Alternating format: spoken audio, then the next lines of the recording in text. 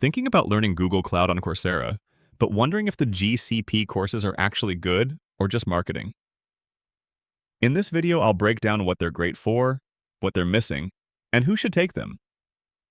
Also, if you're planning to take multiple Coursera certificates, Coursera Plus might be discounted right now, so I'll leave my link in the description so you can quickly check the current deal.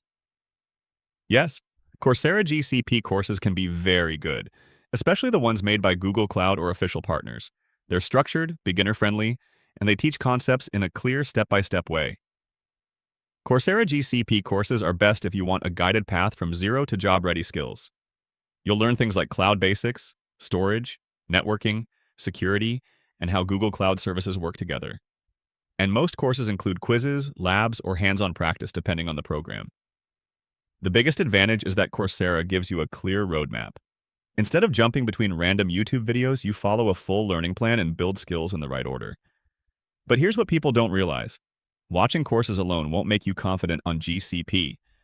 To actually get good, you need hands-on practice, small projects, and real problem solving.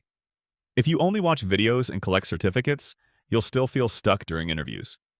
If you're a beginner, Coursera GCP courses are a great starting point.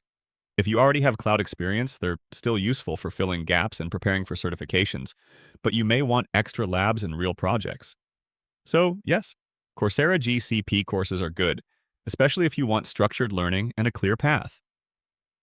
Just make sure you practice hands-on to become confident. And if you want to take multiple certificates, check my link in the description to see if Coursera Plus is discounted in your country. Thanks for watching.